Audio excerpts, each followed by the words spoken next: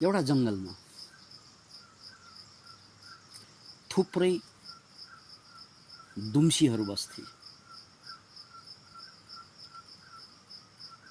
साना ठुला विभिन्न किसिम।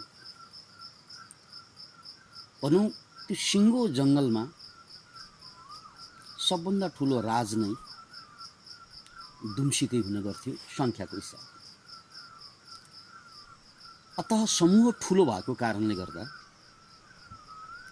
उनीहरू सुरक्षित पनि थिए तुलनात्मक रूपमा, र त्यो जङ्गलमा प्रशस्त मात्रामा उनीहरूको खानेकुरा पनि भएकोले जीवनयापन धेरै सहज पनि थियो।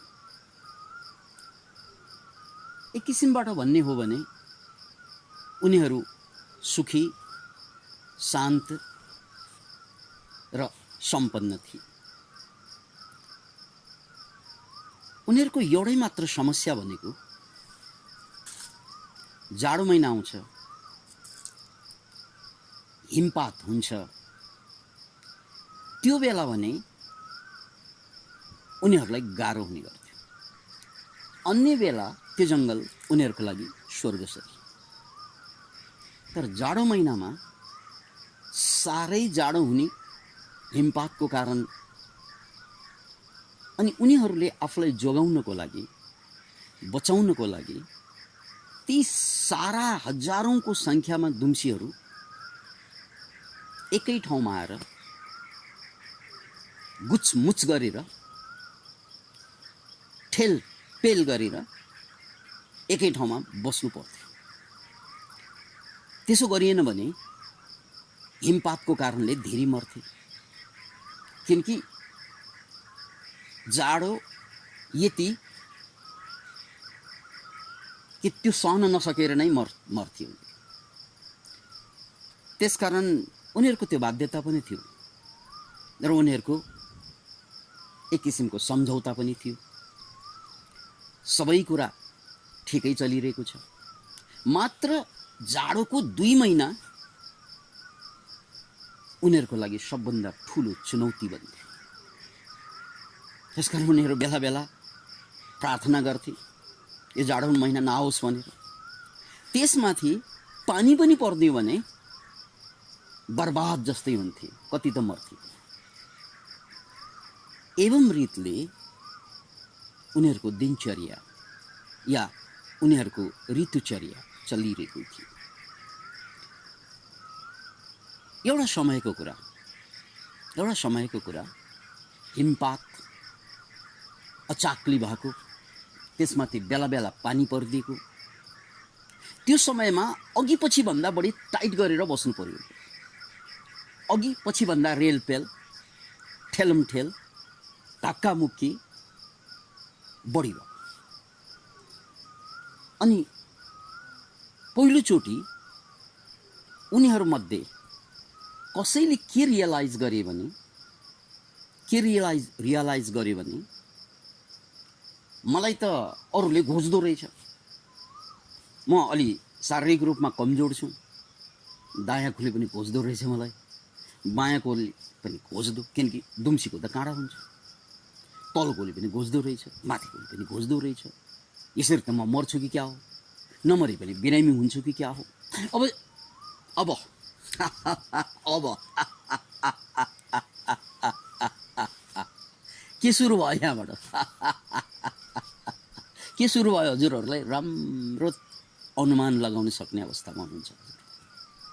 Negative thinking. कुन थिङ्किङ रे? सबैलाई थाहा भएको नकारात्मक विचार। युगौं यसरी नै चलिआएको थियो र चलिरहने नै पनि थियो। तर अचानक एउटा कमजोर दुम्सीको मनमा नकारात्मक कुरा सल्किन थाल्यो। र मैले धेरैपल्ट भनेको छु, नकारात्मक कुरा एक्लै आउँदैन। मिसफर्च्युन never comes alone. त्यो नकारात्मक कुरा एउटाले अर्कोलाई अर्कोले अर्कोलाई लिङ्क गर्दै थुप्रै कुराहरू ल्याउने गर्छ। अनि यो नकारात्मक कुराको परिणाम के हो? कुरा आयो त्यो त ठुलो कुरा भएन, हुरी आउँछ, बतास आउँछ, आउँछ जान्छ, ठुलो कुरा हुँदैन। दुई चारवटा रुखलाई भाँचिएर जान्छ, ठुलो कुरा हुँदैन। दुई चारवटा बालीलाई नाश गरेर जान्छ, ठुलो कुरा हुँदैन। असिना आउँछ, दुई चारवटा फलफुललाई झारेर जान्छ, कति बाली नाली नाश गरेर जान्छ, आउँछ जान्छ र त्यसपछि फेरि अर्को फस्ता आउँछ। तर नकारात्मक कुरा मौसम जस्तो आउने र जाने गर्दैन, किनकि यो नकारात्मक कुरा प्रकृतिमा आउने होइन, मान्छेको मस्तिष्कमा आउने। त्यसकारण नकारात्मक कुरा आउनासाथ मान्छेले आफ्नो शरीर, जसलाई हामीले रोबोट भन्दा हुन्छ, नकारात्मक कुरालाई प्रोग्राम भन्दा हुन्छ। एउटा प्रोग्राम फिट भयो र यो रोबोट चले जस्तै नकारात्मक कुरा उब्जिनासाथ यो शरीरलाई नकारात्मक कर्म गर्न उत्प्रेरित गर्छ। And this is the problem. नकारात्मक कुरा आफै प्रब्लम होइन, इट कम्स एन्ड गोज। यहाँ आउँछ जान्छ, संसारमा जहिले पनि आउँछ जान्छै हो सबै कुरा। रात आउँछ जान्छ, जाडो महिना आउँछ जान्छ, असिना पर्छ जान्छ, एभ्रिथिङ इज चेन्जिङ। सबै कुरा आउने र जाने क्रम भइरहन्छ। तर मान्छेको हकको कुरा मैले गरेँ नि, मान्छेको किनकि यहाँ दुम्सी पनि मान्छेकै प्रतीक हो, कथा मान्छेकै हो, व्यथा मान्छेकै हो, यो त प्रतीक हो, सिम्बल हो। त्यो कमजोरमा आउने हो। फेरि यो नकारात्मक कुरा सबभन्दा बढी कसमा आउँछ? बलियोमा कमाउँछ। यो कुरा याद राख्नुहोस् त। फेरि जब हामी कमजोर हुन्छौँ, बिरामी पर्दा, घाउ लाग्दा, किन इमेजिन एक्सिडेन्ट हुँदा, त्यसैले नकारात्मक कुरा कहाँबाट उब्जिन्छ त भन्नाले जब सबभन्दा बढी हामी पीडामा पर्छौँ, सबभन्दा बढी हामी कमजोर हुन्छौँ, निरीह हुन्छौँ। जति कमजोर त्यति ठुलो नकारात्मक कुरा। र जति शक्तिशाली हुन्छ नि मान्छे, त्यति गुनासो कम हुन्छ। जति पावरफुल हुन्छ मान्छे, गुनासो कम हुन्छ। याद राख्नुहोस्, दुनियाँका सबै successful people, spiritual enlighten people, तपाईँभन्दा निकै शक्तिशाली मान्छेहरू, उनीहरू गुनासो या त गर्दैनन्, तपाईँको अगाडि त गर्दैनन्, या त थोरै गर्छ। किन इमेजिन? त्यसैले नकारात्मक कुरा मेरो मनमा आउनु भनेको के? This is the symbol, you are weak. The more you have, the weaker you are.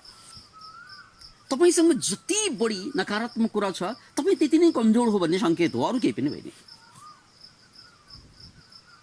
किनकि बलियो मान्छेले नकारात्मक कुरा गर्दैन। उसलाई मन नपरेको कुरालाई फुट्ट टिपेर फालिदिन्छ। किन उसले सोच्नुपर्छ? उसलाई मन नपरेको ठाउँ फुट्ट छोडिदिन्छ। किन सोच्नुपर्छ? तर कमजोर मान्छेले त्यो फुट्ट गर्न सक्दैन, फुट्ट भाग्न सक्दैन। त्यसकारण ऊ गर्नु नसकेको कारणले गर्दा मन नपरेको कुराबाट ऊ मुक्त हुन सक्दैन। त्यसकारण उसले सोच्ने गर्छ। यो दुम्सीको कथा पनि त्यस्तै। उसलाई पीडा भयो, ऊ सानो, अरूभन्दा सानो, र सानोलाई बढी जो होचो त्यसैको मुखमा होचो भन्छ, त्यही कुरा। त्यसकारण उसले सोच्यो, म अन्यायमा परेँ, म पीडित भएँ, किनकि मलाई सबैले खोज्छ, यसरी त म मर्छु, यसरी त म बिरामी हुन्छु। अब यो नकारात्मक कुरामा सीमित हुँदैन। याद राख्नुहोस्, सफल मान्छेहरूको जीवनमा पनि नकारात्मक कुरा नआउने होइन, तर उनीहरूले त्यो नकारात्मक कुरालाई एक्सन लिँदैन पहिलो कुरा। अनि कमजोर मान्छेले त्यो नकारात्मक कुरालाई एक्सनमा बदल्न खोज्छ। यहाँनिर पनि यही कुरा हो। त्यो दुम्सीले त्यो नकारात्मक कुरालाई एक्सनमा बदल्नको लागि मिटिङ बोलाउनु थाल्यो। अब मिटिङ बस्नु पर्यो, किनकि म अन्यायमा परेँ। अनि एउटाले नकारात्मक कुरा निकाल्यो भने यो कोरोना जस्तो सरुवा रोग छ नि, त्योभन्दा छिटो सर्छ। याद राख्नुहोस्।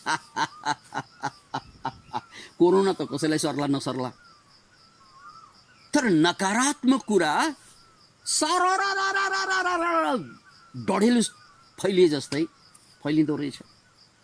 एकजनाले मलाई अन्याय पर्यो भन्ना साथ अर्कोले पनि हात उठाए, हो यो कुरा ठिक हो, मलाई पनि अन्याय परेको छ, किनकि मलाई पनि खोजेको छ, यी घाउ लागेको चाहिँ छ देखाए। एउटाले घाउ देखाउन साथ अर्को चुपचाप बसेन, अर्कोले 2वटा घाउ देखाए, अर्कोले 4-5। अरे यार, अलिकति चोट, अलिकति घाउ, अलिकति पीडा, अलिकति उपुस मुपुस त सबैलाई हुन्छ र भएको पनि रहेछ।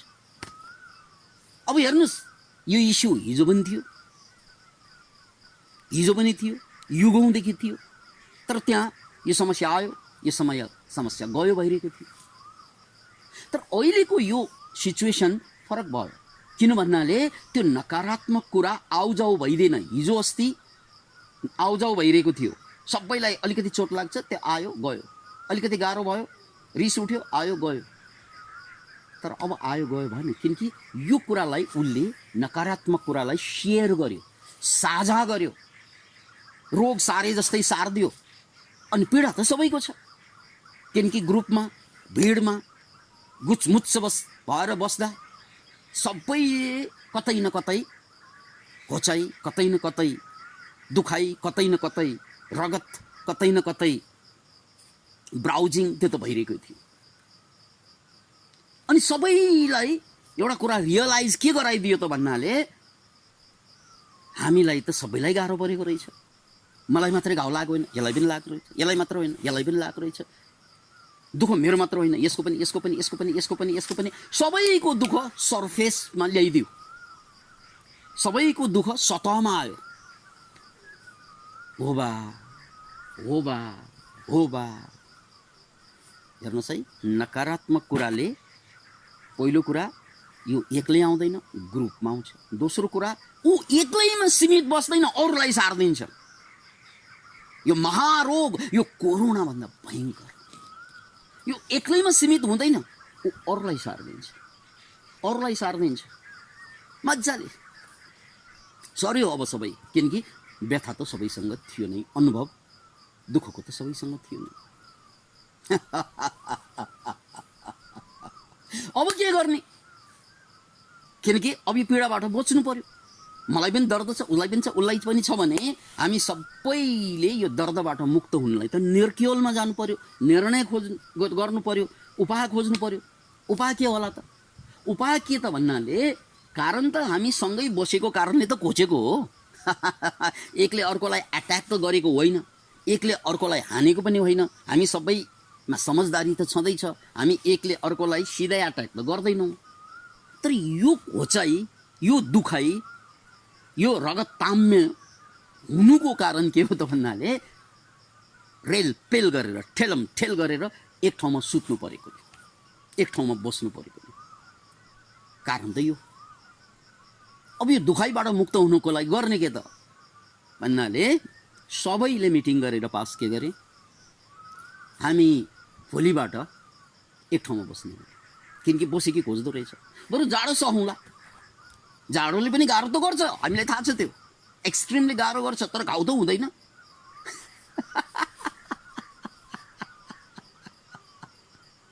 अब उनीहरू जुन भइरहेको दुःख दर्दबाट बाहिर आउनको लागि तम्सिए र निर्णय भयो, माइन्युट गरेर पास गरे, माइन्युटिङ गरे के त अब आजको रात जति हिमपात भए पनि हामी अलग अलग बस्छौँ। त्यसरी बसेको अनुभव कहिले पनि थिएन फेरि बेचाराहरूलाई, याद राख्नुहोस् यो कुरा।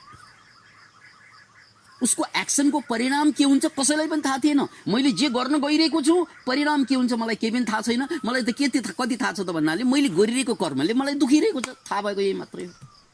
मैले गरिरहेको कर्मसँगै गुचमुच बस्दाखेरि मलाई घोचिरहेको छ, यति त थाहा छ। तर अब उनीहरूले जुन निर्णय गर्दैछन् त्यो निर्णयको परिणाम के हुँदैछ नोबडी नोज। त्यसकारण उनीहरूले सर्वसम्मतिबाट अलग बस्ने पास पनि गरे र आजको राति सबै छुट्टा छुट्टै जङ्गलमा सुत्न गए जहाँ जहाँ जसलाई मिल्छ, जहाँ जहाँ जसले ठाउँ भेट्टाउँछ त्यहाँ त्यहाँ सुत्न गए, जहाँ जहाँ जसले खन्न सक्छ खने। उनीहरू पहिला एकै ठाउँमा गुचमुच कुनै ओडार गुफा कन्दरा यस्ता भेटाएर बसिरहेको हुन्थ्यो। अब भने एक्लै एक्लै एक्लै एक्लै बस्ने। अब हेर्नुहोस् है, नकारात्मक विचार आयो, अब निर्णय सुरु भयो र निर्णयले चाहिँ के गरिदियो, एक्सनमा लग्यो। एक्सन के त, एक्लै बस्ने। अब परिणाम के हुन्छ, विचार हो, विचार भनेको आइडिया, एक्सन। अब रिजल्ट हेर्नुहोस्, त्यसको भोलिपल्ट त्यो रात पनि सदा झैँ हिमपात भयो, पानी पनि पर्यो, तर भोलिपल्ट त्यो जङ्गलमा एउटै दुम्सी उठेन। फेरि पनि याद राख्नुहोस्, भोलिपल्ट त्यो जङ्गलमा एउटै दुम्सी उठेन। एउटै दुम्सी अब बाँकी रहेनन्, सबै सखाप भए जाडोको कारण, सबै सखाप भए जाडोको कारण, सबै सखाप विनाश, वंश विनाश भयो। कारण के, एउटा नकारात्मक विचारबाट। अब नाउ यस्तो त सबैलाई परिरहेको छ, ठिचो मिचो पीडा दर्द सबैले संसारमा खपिरहेको हुन्छ। यहाँनिर हामी गम्भीर भएर सोच्नुपर्ने कुरा के त भने, घोचाइ छ, दुखाइ छ, पीडा छ, त्यो हिजो पनि थियो, आज पनि छ, तर के त्यो घोचाइ मात्रै हुने हो र त्यहाँ? This is the question. यो प्रश्न, मलाई के घाउ मात्रै लागेको हो र?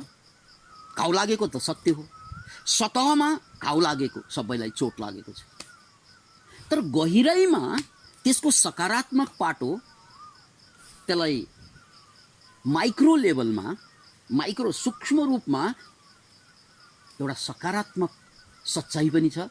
त्यो सच्चाइ के त भन्नाले, त्यो घोचाइको बावजुद उनीहरू त्यसरी बस्दा सबैले सबैलाई न्यानोपन बाँडिरहेको थियो, सबैले सबैलाई दुखाइरहेको त सतहमा आयो, तर सबैले सबैलाई बचाइरहेको ओझेलमा पर्यो। Can you imagine? याद राख्नुहोस्, त्यहाँ दुवै पाटो थियो, सबैले सबैलाई घोचिरहेको सतहमा ल्याइयो कुरा, त्यो सत्य हो। र यो सत्य, नकारात्मक सत्यको अर्को एउटा सकारात्मक पाटो पनि छ कि यसरी घोचिकन बस्दा सबैले सबैको ज्यान जोगाइरहेको थियो। सबैले सबैलाई एक किसिमबाट जोगाइरहेको थियो। सच्चाइ त यो पनि हो।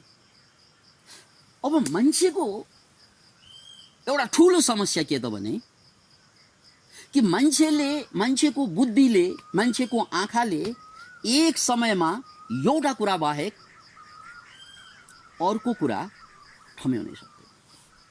जब उसले नकारात्मक कुरामा फोकस गर्छ, त्यहाँ भएको सकारात्मक कुरा ब्लर हुँदै जान्छ। याद राख्नुहोस् यो कुरा। र जब मान्छेले सकारात्मक कुरामा फोकस गर्छ, फेरि त्यहाँ भएको नकारात्मक कुरा ब्लर भएर जान्छ। यही कुरा विवाहमा पनि लागू हुन्छ। प्रेम गर्दा त्यही केटीसँग, त्यही केटासँग हामीले स्वर्गानुभूति गर्छौँ। किन त भन्नाले त्यहाँ नेगेटिभ नभएर होइन, त्यहाँ थुप्रै नेगेटिभ कुराहरू छन् हरेक मान्छेसँग, तर प्रेम भएको बेलामा हाम्रो फोकस कहाँ हुन्छ, उसको राम्रो पक्षमा मात्रै, केटाको होस् केटीको होस्, राम्रो राम्रो राम्रो मात्रै हेर्दै गर्दा अनि नराम्रो ओझेलमा परिरहेको हुन्छ। अब विवाह भइसकेपछि उल्टो हुन्छ। अब राम्रो सबै ओझेलमा पर्छ, किनकि अब एकवटा सानो सानो नकारात्मक कुरामा फोकस हुन थाल्छ।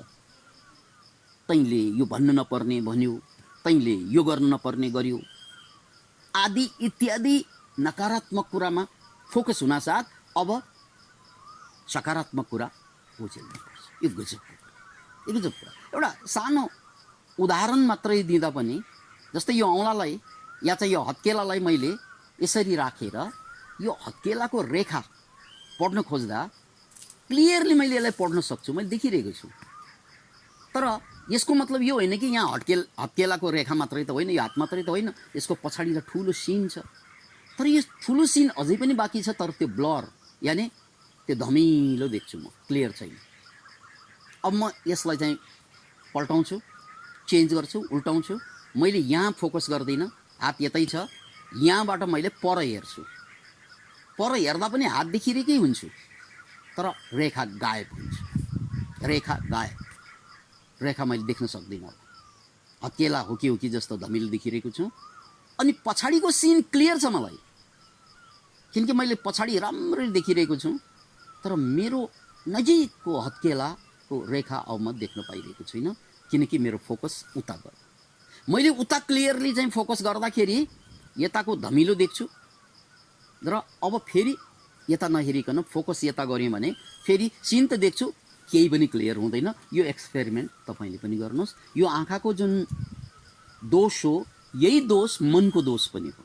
जब हामीले एउटा मान्छेको या कसैको नकारात्मक कुरामा फोकस गर्छौँ अनि त्यहाँ सकारात्मक कुरा ओझेलमा पर्छ, र जब हामी सकारात्मक कुरामा फोकस गर्छौँ फेरि नकारात्मक कुरा ओझेलमा पर्छ।